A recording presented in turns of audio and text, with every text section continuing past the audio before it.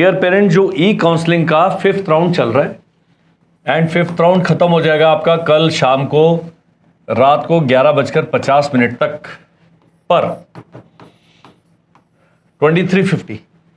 अगर आपको कोई स्कूल अलॉट हुआ है तो आपने या उसको एक्सेप्ट करना है या रिजेक्ट करना है।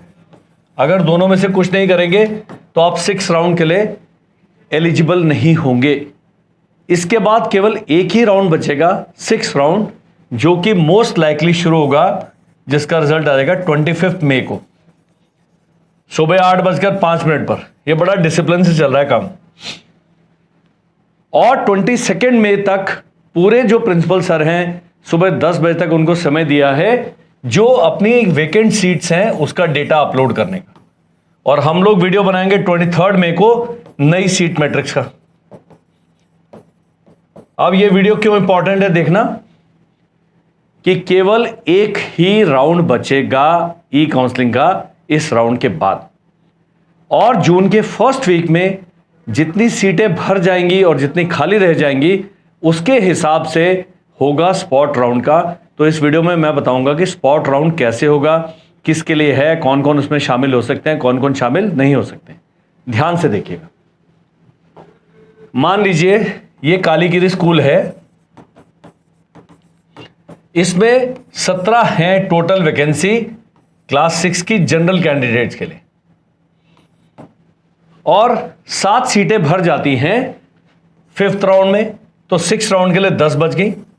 6 राउंड में 5 भर जाती हैं और 5 सीटें चली जाएंगी स्पॉट एडमिशन के लिए। अब स्पॉट एडमिशन में ये होम स्टेट, अदर स्टेट में जहां पर भी वैकेंसी है, जिन जिन लोगों ने कालीगिरी को फर्स्ट चॉइस भरा है उनकी कालीगिरी मेरिट लिस्ट जारी कर देगा। 1 2 3 4 बताएगा आपकी कैटेगरी में 3 सीटें हैं, एक की कैटेगरी में 2 सीटें हैं। तो जनरल वाले, होम स्टेट, अदर स्टेट वाले जो मेरिट लिस्ट में आएंगे आपको इंफॉर्मेशन आएगी, पूरी स्कूल वाइज मेरिट लिस्ट जारी हो जाएगी। और यदि आपका फर्स्ट 10 में बच्चा आ रहा है तो आपके फिर भी चांसेस हैं, क्योंकि कई बच्चे नहीं जाना चाहते। ऐसा भी हो सकता है कि कालीगिरी में आपकी कैटेगरी में सीटें बची हो 0 और आपने उसको फर्स्ट चॉइस भरा है, आपने सेकंड चॉइस भरा अमरावती नगर को, वहां 27 सीटें हैं, लेकिन आप वहां के लिए कंसीडर नहीं होंगे। यह कैच है स्पॉट एडमिशन का। अब स्पॉट एडमिशन में कौन कौन लोग शामिल नहीं हो सकते हैं वो बता दो। फर्स्ट कैटेगरी है, जब ई काउंसलिंग स्टार्ट हुआ था तो मेडिकल के लिए कॉल आया था। कुछ लोग जो बिल्कुल राजाओं के खानदान से है, उन्होंने कहा हम आपके बताए समय में मेडिकल नहीं करेगा, वो आउट हो गए। उन्होंने सैनिक स्कूल सोसाइटी ने कहा भाई आपसे हमने तलाक ले लिया है, we don't entertain you and we won't entertain you. जिन जिनका शुरू में मेडिकल में नाम आया था और उन्होंने मेडिकल नहीं कराया, वो पूरे ई काउंसलिंग सिलेक्शन प्रोसेस से बाहर हैं, इंक्लूडिंग स्पॉट एडमिशन। दूसरे कौन हैं? जिनको डिसीजन लेना नहीं आता। आपने घोड़ा खाल को भरा था पहला चॉइस एंड फर्स्ट राउंड में आपको घोड़ा खाल मिल गया, सेकंड में मिल गया, थर्ड मिल गया, but this was first choice और आपने इसको रिजेक्ट कर दिया या ज्वाइन नहीं किया, तो भी अभी आपके पास फर्स्ट चॉइस को ही आपने रिजेक्ट कर दिया, तो आपको ई काउंसलिंग में भेजेंगे, वो स्पॉट एडमिशन में जाओगे कहां? तीसरे कौन है? जिन्होंने किसी भी स्कूल में एडमिशन ले लिया है, वो स्पॉट एडमिशन के लिए एलिजिबल नहीं है। 6 राउंड तक एलिजिबल है लेकिन स्पॉट एडमिशन के लिए एलिजिबल नहीं है।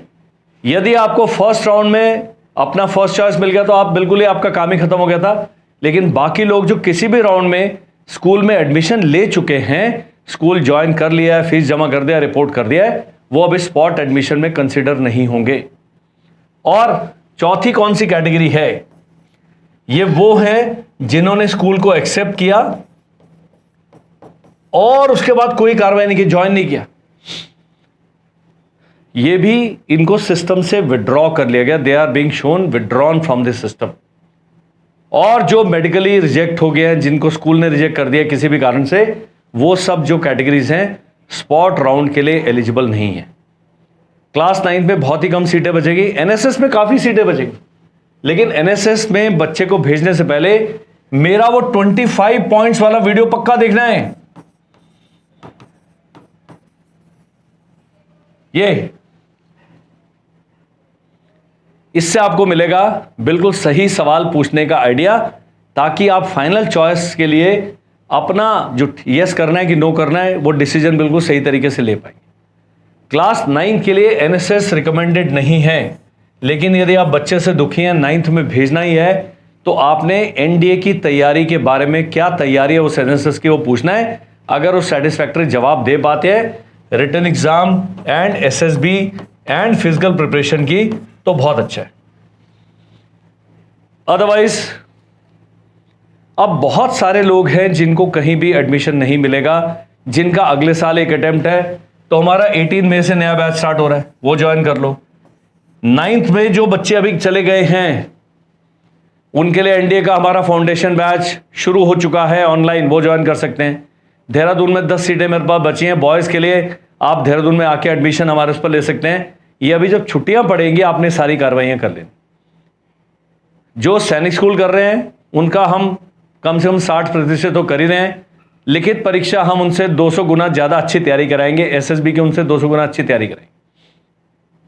जो फौजी हैं जिनको हॉस्टल सब्सिडी लागू है, सर्विंग फौजी, वो भी आप आ सकते हैं, क्योंकि आपको 1-1.25 लाख रुपए जो वापस मिल जाएंगे उससे हमारी फीस का बहुत बड़ा हिस्सा कवर हो जाता है।